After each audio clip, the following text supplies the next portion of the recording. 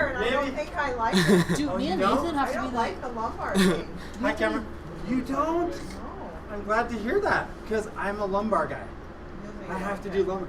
I have to do lumbar like in my car. Okay, Jesse. So do I get coffee, tea? What's happening here? Of course, you're the guest. You're the special guest. Okay. May I interest you in decaf, pumpkin spice, or breakfast blend?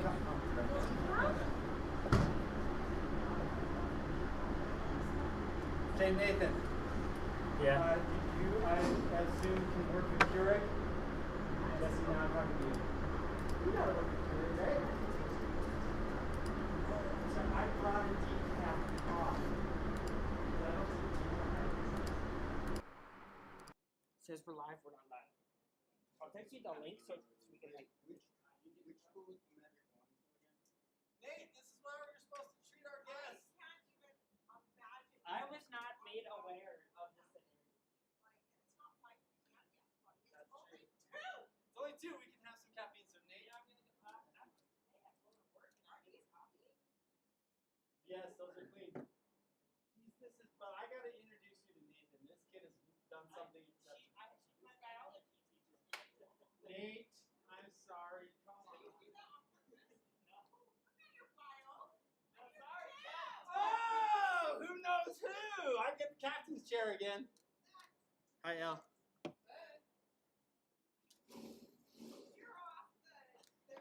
Yeah, wow, you had one chance, Nate. The dog and pony show.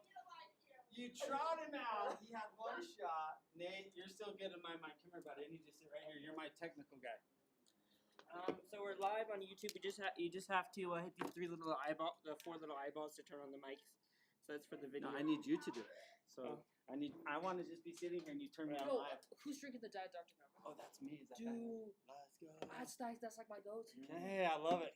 Set me up, Nate. Oh, we're live on YouTube I'm right now. I just didn't know if we were wanting to wait on. Yeah. I want to see everybody. Okay. Now, the most important one is to obviously see Jessie. She's in the hot chair. Okay. Yeah, I have it on my phone. Okay, yeah, see if it's working. And then up here, will Jessie be able to see herself kind of in the mirror so she knows how to... Oh, yeah, right there, when she sits. Yeah, we're all good. And then Jacob's in the background. Jessie, thank you so much. Seriously, this is what a wild week, right? To ask you to then turn around and say, Here, I'm gonna send you the link so you can watch it on your phone and make sure. We got that dual. Let me see. Yeah. It's pumpkin spice. How many ounces? You gotta get a feel from Keurig. This isn't the top espresso. Yeah. So what are you doing? What's your Okay, gentlemen. Question, may I have some coffee? Jacob, I'm sorry, I cannot give you some of that, but thank you for asking. For legal reasons. For legal reasons. I don't know what might happen after that, Jacob. Do I look good? I want to be same plane. Oh shoot. Okay, here's what Nate. I want to introduce you to the concept here. Where's the camera? I don't even know where Oh, to it's look. right. That's when you're looking at, but I need another camera on you. Is it gonna get weird? Question. So you're the chemistry teacher, right? I want a Waterloo. Do you have a Waterloo? Oh, I brought that from home. Man, you suck. Jesse, Jacob has a question. Yes, for I'm you. chemistry. So do you know what a nano onion is? A what? A nano onion. No. I would say that it's They're a. like carbon nanotubes, except they're spheroids inside of spheroids. Oh. That's freaking. This will be good for So one of the major properties that they have is how chemically unstable and bonded they are. It's just gonna get And more I'm- weird. So. Okay, so I've been working on a few genetics-based projects, well, kind of amino acid-based projects. One of which is, do you know what claytronics Are we is? live? Claytronics? Claytronics. Okay, you get 2 more questions, okay? Then it's my show. Is I that do not. fair? Claytronics, you go for 1, and then it's my turn. Nanorobotics, essentially. I'm wondering, would it be possible to use you know, a spheroid design inside of a spheroid design, as essentially a smart particle. I'm going to be completely honest. I don't really know a whole lot about what you're talking about. Oh. So I can't really answer those questions because I don't have the knowledge background to give you an educated answer. Okay. Wow. So, I'm sorry. Jacob, I on the other hand will answer. Yeah, right. Jacob, I'll see you Monday, good sir. I Mr. appreciate Red it. knows everything. Hey Jacob, I'm proud of you.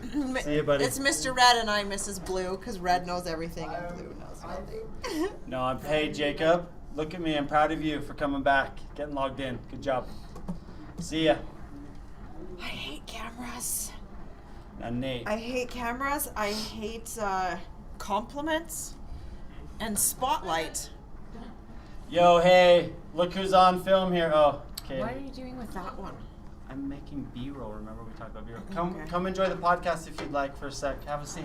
Oh no, I'm on tape with Jesse. Are we recording? Okay, Jesse. Where do you want Jesse, me to look? let me- Can I look at you? I Because would- this is weird. No, I Thank you. I'm like, this is so weird. I'm leaving. See ya. It is. This feels proper and weird. Enjoy your tea.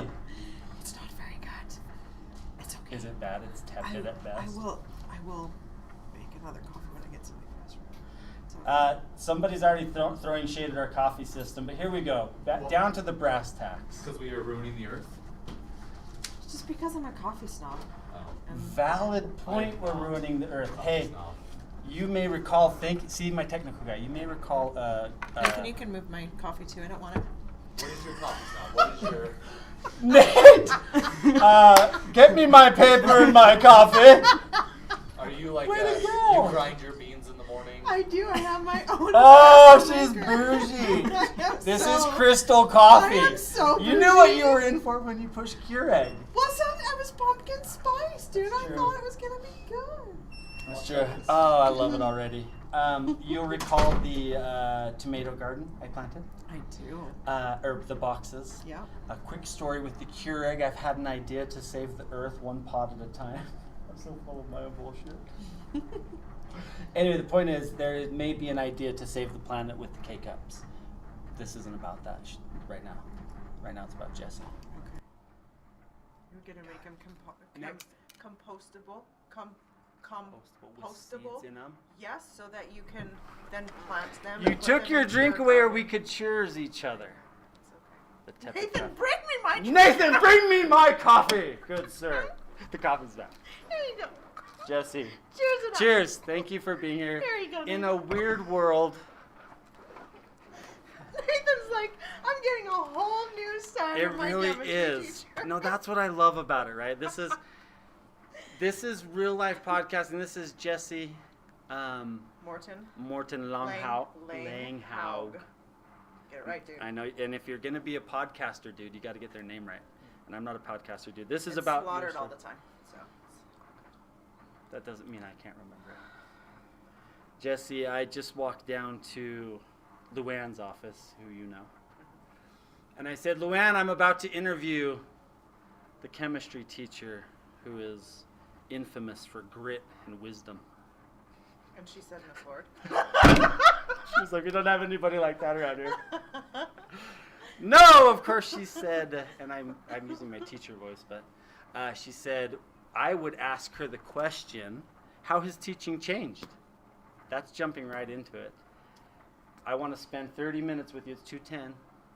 I want to go from how has teaching changed into why we're even here talking to each other.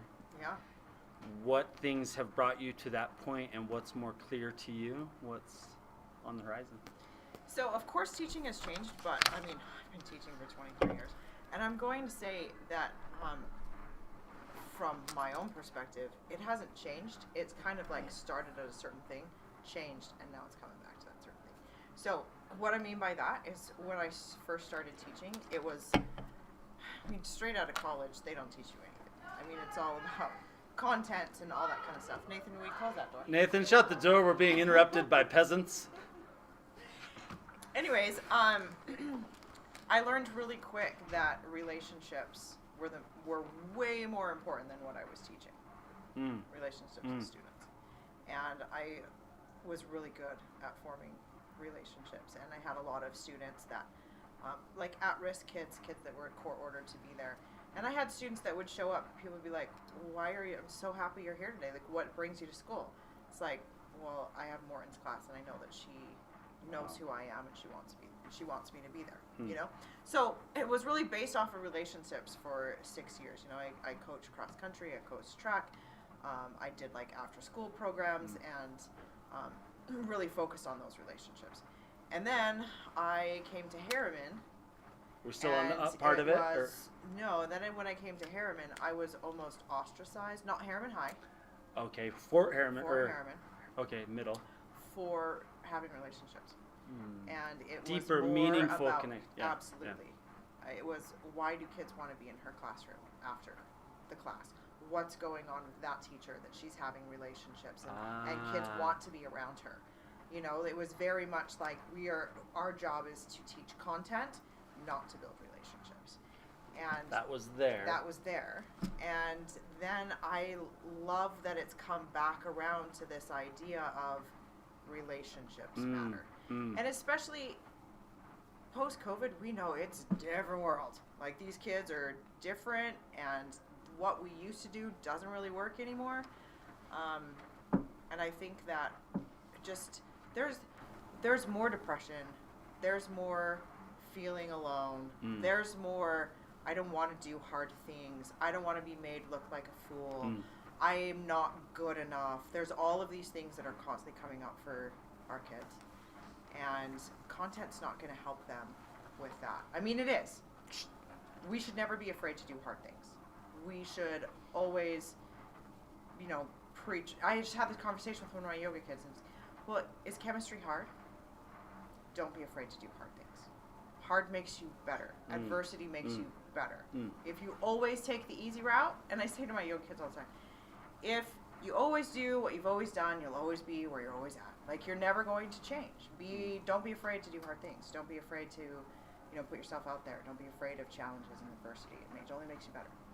But I feel that you've got to build the relationships, you've got to build the trust, you've got to get kids to, believe that you care about them. And when you do that, when they know that you care, you listen, you know this, kids love you, they're always in your classroom, then they start to, they actually listen to what you're saying. You don't just become the Charlie Brown,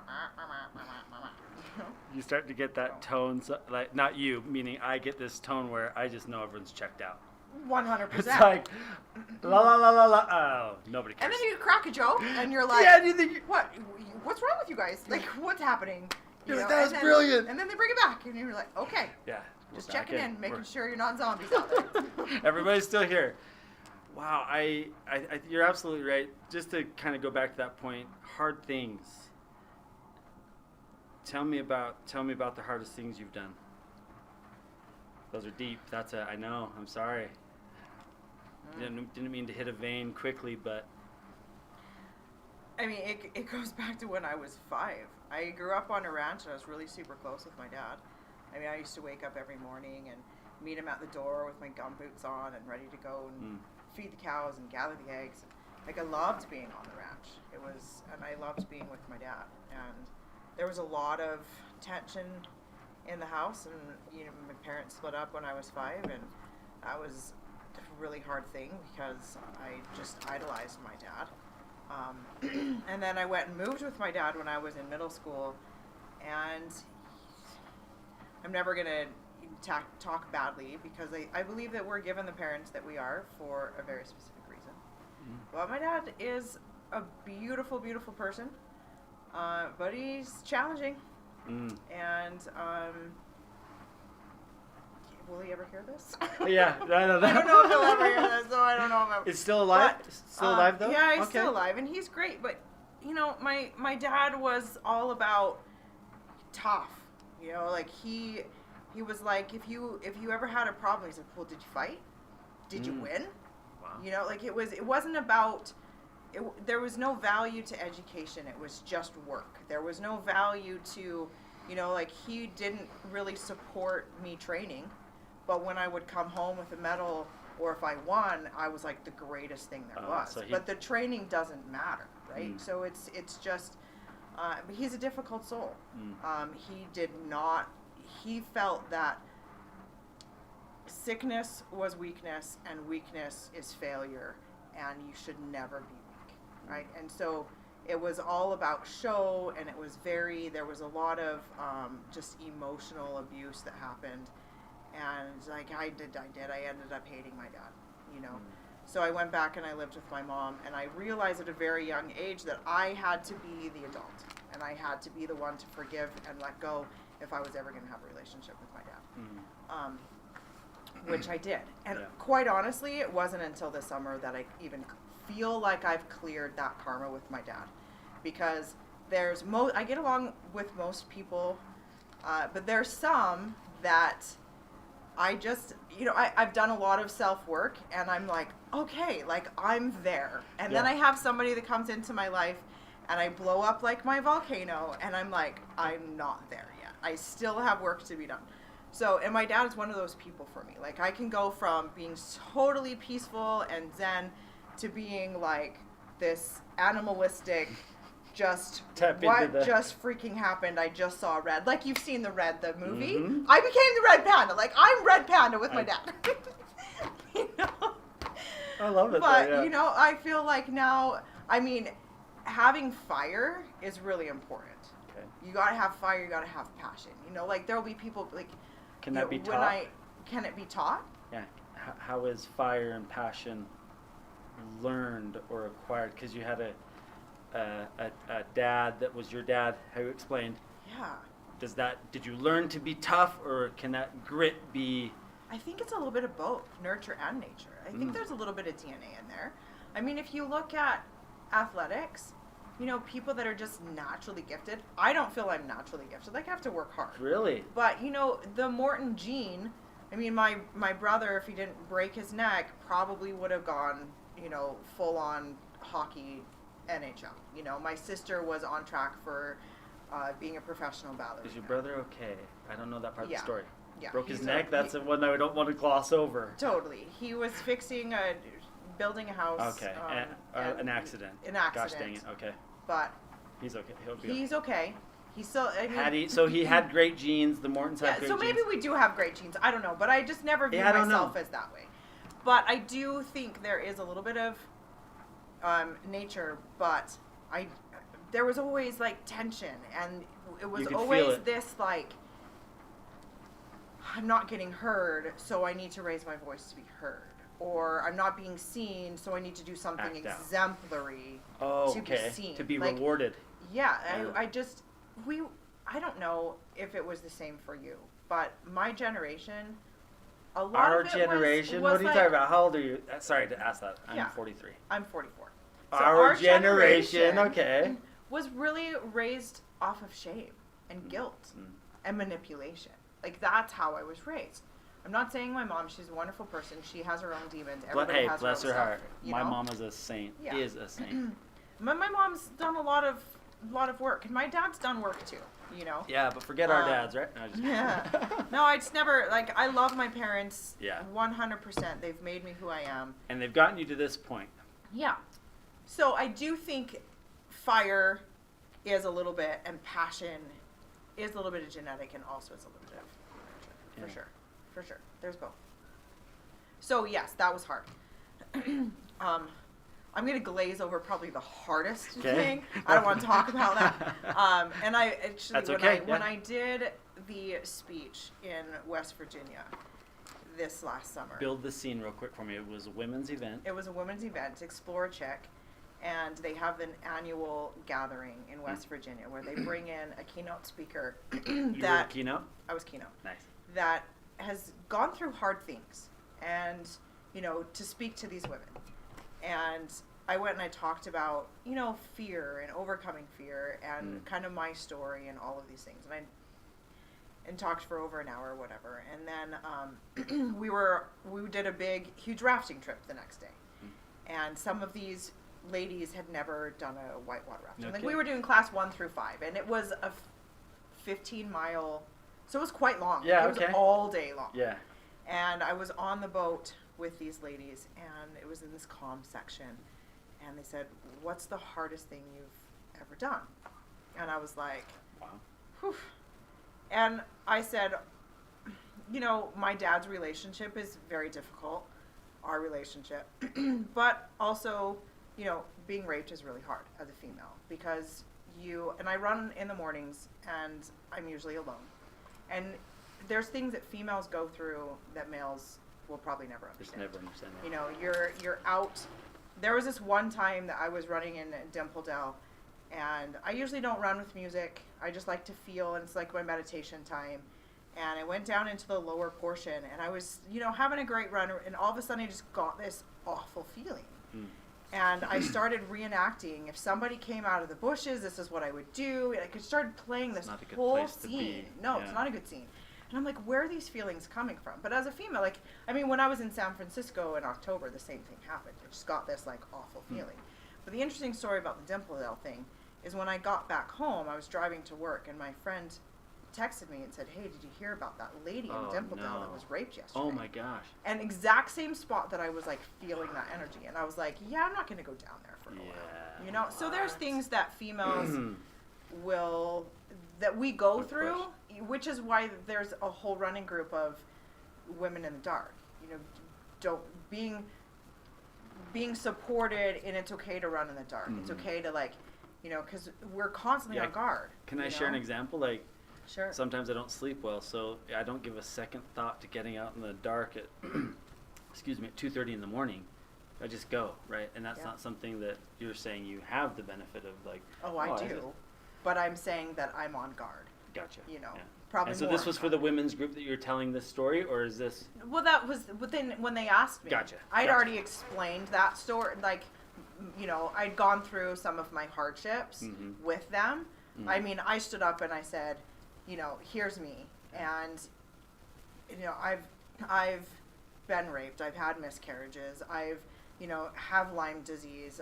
You know, like, I just kind of went through all of these different things, and I had lots of people that came up after and said, you know, as a female, rape is not something that we ever feel comfortable talking about, because as soon as you mention it, everyone goes, what do I do? What do I Where do say? I Like, look I'm right so uncomfortable. Like, I don't know how to do, you know. And she said, thank you so much for, in the first 5 minutes, Doing hard you things. mentioned it. Yeah. And it made me feel like I could say it to somebody else, you know. And things like, and she's like, and I've also had miscarriages. And that's also something that's never talked about, you know. And so there's just, like, yes, those were hard. And I could talk about my, you know, my races and things like that. No, but I like this. I like this trajectory. So we've built kind of up, right? So we've had this where you kind of came from with your dad, and then we've had some rough times. Yeah. And that's the part that I like this story of talking to you is, as I was telling some kids in class, that I'm a parent, and if I want my kids to come to Harriman, it's more than just the chemistry.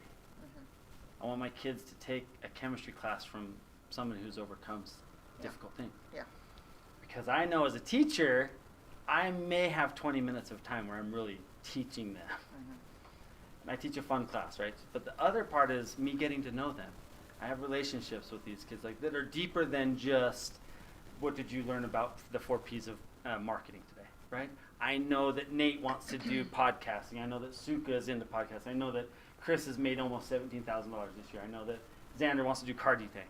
Does that make sense? Yeah. I want my kid to take chemistry from a teacher who, for 20 minutes or however long you can probably do a full hour of keeping them engaged, hour and a half. But the next part, I want my kid to look up at the wall and say, wow, she's overcome, right? She's a freaking champion. Look at those medals. So I want to tell that story to the community. Yeah.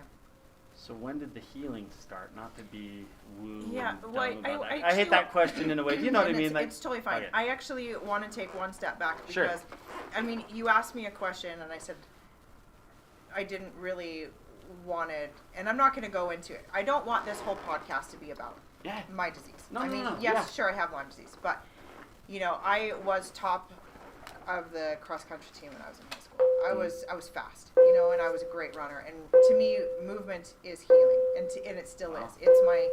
It's my self-love. It's my gift to myself. It's like the time that I can just, it's the place that I can go where nobody's telling me what to do, where to go, how fast to go, how far to go.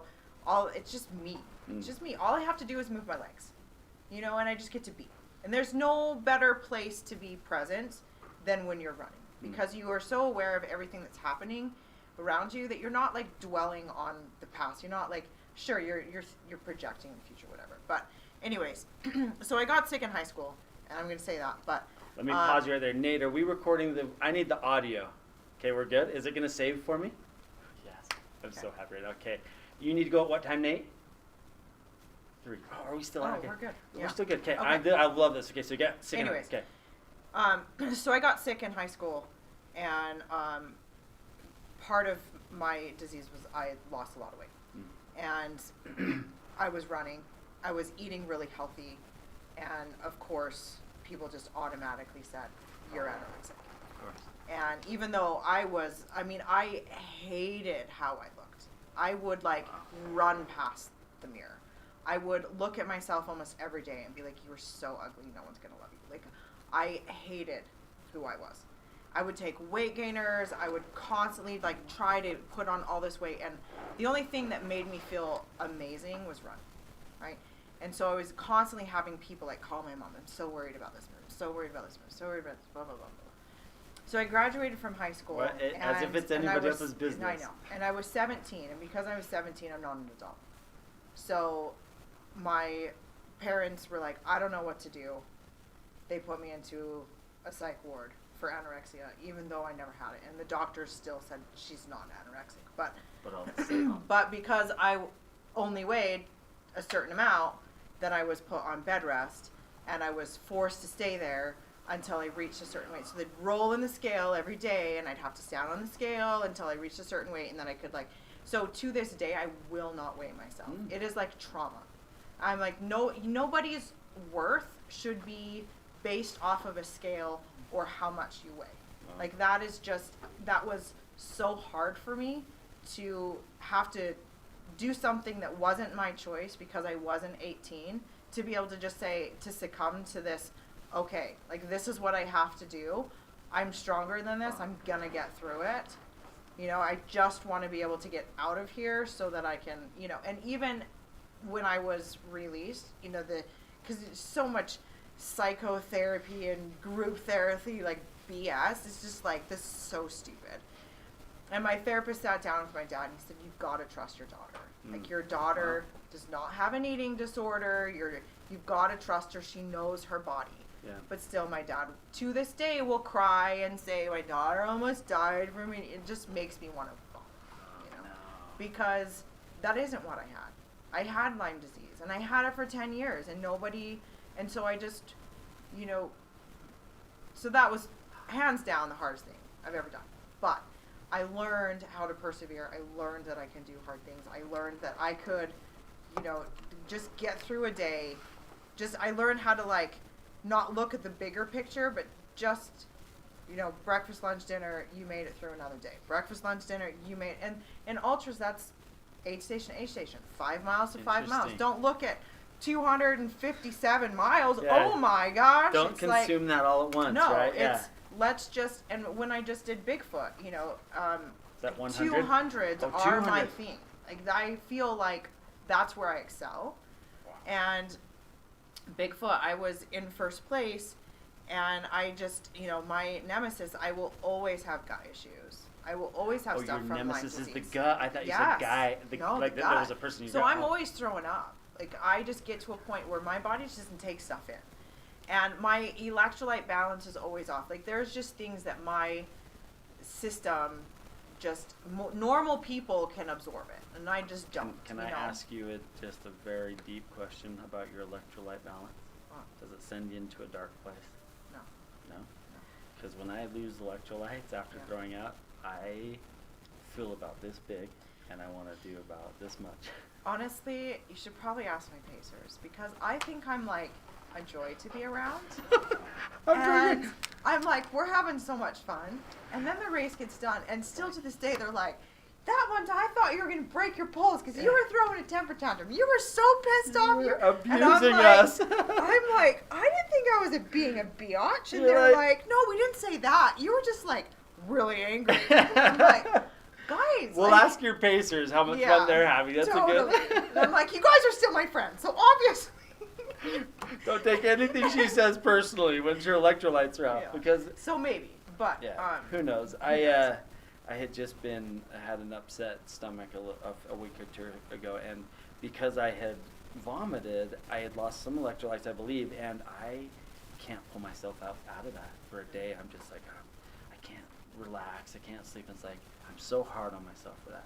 So anyway, just for me, I know and then I'll take an electrolyte mix. I'm like, well, that was weird.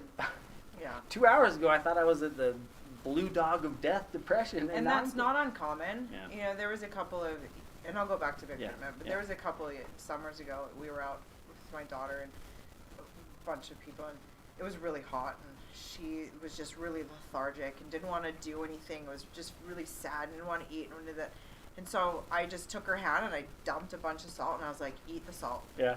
You know, and she's like, I don't want to do that. I was like, just eat the salt. Need some salt. And then she ate it, and she was like, you know, after a minute Wild. or so, it was like, oh, I feel great now. You know, Two like different you do people, this, yeah. you flip it. So electrolytes, you need it. I mean, that's chemistry right there. Is this If a you drop don't for your have- sponsor and chemistry? Oh, it's, Hammer yeah, like salts. hammer salts too. You can overdo sodium 100%. This and show is Hammer brought to you by doesn't Hammer Salts. Overdo sodium. So yeah, Oh. they're great. That's their Um, big pitch is that they don't overdo the sodium portion yeah, of salt. yeah. Okay. And I do a lot of potassium. Potassium is really great Mm. for the muscles too. Anyway, so Bigfoot, I was holding first. Was Is feeling, Diet was Dr. feeling Pepper great. good for the muscles? And I ended up just, I mean, it happened fast. And from like 35 to 70, I was hallucinating. I was throwing up. Okay, I want to pause because nonstop. I love this. When people say hallucinating, like you thought there was a green gnome running by you, or hallucinating like we couldn't find directions, or I've had some crazy like rocks or ostriches. And That's the like, fun. Okay. And just, you know, the problem with Bigfoot is, and my electrolytes, because when you're constantly throwing up and dry heaving and you had nothing in you to do that anyways, Oh, you're well, now you're like dizzy and Headache. you can't like Sure. put one foot in front of it's not a good place to fall. And so I'd So you're be talking going, 70 miles in. No, I'm talking for 35 miles. Okay. It was like this, you know. So I got to that You aid talk station. as if that's so normal. Yeah, I know. Oh, just the first 35. No, that's a marathon and some for some people. But my point is, I get to that mile 70, Okay. and I'm like, I don't think I'm going to be able to continue. I barely made it to this aid station with This is just unbelievable. like not being able to put one foot in front of the other. Eva Clemens, if you're in the building, will you please call 78538? Eva Clemens, She's please that call new teacher. 78538. And I was like taking trail naps here, and I'm just like, just get to the aid station, I'm like, I can't believe I'm gonna DNF. Like, I just can't believe this is happening. I know. So I get to the aid station way later than I was projected to get in. I mean, I went from first, I don't even know, Oh, like no. all the way down. So are you watching people and pass I'm, you? Or 100%. Oh, no. And I'm just like, it is what it is. I'm probably going to end up quitting. I have to quit. Like, I can't take any liquid in. I can't take any calories. Nothing says There's no way I'm going to be able to go another 180 miles. There's no way. You know, or Another you know, how many? I didn't do the On math right. foot, I went whatever. 213, Yeah. so minus 70. You know, I like 140. It's all anyways. too much. So I get there and I just gotta lie down. I cannot leave this aid station unless I can get food. Yeah. And you know, nothing what normally works for me was not working. And I was getting super frustrated. And the medic was like, what are you doing this for? Like, learn to, like, run another day. It's okay. Nobody Live to cares if fight you, it. nobody cares if you DNF. You're doing this for you. Blah, blah, blah. And I'm like, F you! Like, you know, I was kind of pissed. And How apparently he crazy. didn't really like me. But he was like, she's feisty. And I'm like, yes, I am. She's low on electrolytes is what she is. So I made the decision. I'm like, I'm going to wait until the sun comes up. It'll be a new day. I'm going to drink a cup of coffee like it's a new day. And I'm going to see if I can get to the next aid station. And I'm just going to take it aid station by aid station. So that's what I did. The sun came up. I drank a cup of coffee. Even though people say, you Don't drink coffee when you're blah, blah, before the blah. sun And I'm like, dude, this is what I'm doing. The whole machine So- is a wreck. Exactly. And then I Coffee's not took gonna do anything. Pringles and I put it in a Ziploc bag and I said, I'm just going to do small bites. I'm going to do small bites Some and salty see if I crackers, can yeah. get something in my system. It'll stay. Yeah. And then we took off. And I just started passing people. And just little bites. That whole day, I fueled off of Pringles. Like hardly How does any this work then? calories, How does this right? work? Yeah. And I mean, I finished Bigfoot, I think 8th overall and 2nd female. Okay. So I worked my way all the way back up through That's the cool. field. Had I had another 10 or so miles, I would have won. I'm pretty confident about that. But I mean, Man. my point is, I can do hard stuff, right? Because you chunk it, and I've been through lots of things in my life that you can't. And I tell my students this when they get super anxious and they get overwhelmed, like, and they're just, I don't know what to do. You have to chunk it. If you view all of this that has to be done by Monday, you're gonna freak out. So just do one thing at a time. Chop And a it up. lot of times, like with Bigfoot, I'm just gonna get to the next aid station. I'm just gonna get to the next aid station. I'm just gonna get to the next aid station. Like, that was probably the hardest race I've ever done, but it's also one that I'm so incredibly proud of and yeah. happy about because of where I was like, I'm gonna DNF. Yeah. And then working my way all the way back Wow. up through. That's the story right there. That's the story. From almost out, DNF does not finish, right? Or Yeah. did not finish, to 2nd female overall. Yeah. And So- like 8 out of like I 300. ate to, oh my Yeah. gosh. That is The other thing too is, I just lost my train of thought. It's okay, and that was Oh. fumbling. DNFs, I've had some. Sometimes the body says no. And you mentioned that you're really hard on yourself. I'm really hard on myself too. Sure, you're hard way. But I've learned that it happens. Yeah. And in a way, instead of me being like, oh, I'm so weak. Like, why didn't I finish that race? If I only would have done this, I would have done this. And instead now I'm looking at it as my body was saying no. And if I don't learn to listen to my body when it's really saying no, my body is never going to trust me. And we're never going to be in this journey together. So I learn more from my DNFs than I do from my successes. I love my wins and I love all of my trophies. But when I look back on my growth, it's always been from my failures. Always. What's made me better is those times when I had to dig deep and I didn't succeed. Then I can go back and I can analyze, and it made me push harder, work harder, be better. So growth doesn't come from success. Growth comes from failure, 100%. Wow. Let that one sit for a minute. Yeah, I have nothing to add to that. No, really, that you just taught a clinic right there at the end. God. That was awesome. I mean, I don't want any of this garbage on there, but talk about, just like you said, the DNFs taught you more. Doesn't matter what my story is. The only thing I never wanted to do was fail at business. And so I collapsed a company at $20 million in revenue. That defines you. I'm talking about me real quick. Yeah. But I've learned more from that, and how I've landed is exactly what your point is. You learn from the DNF. I learned from the bankruptcy, not from the. Yeah. Totally. So, thank you.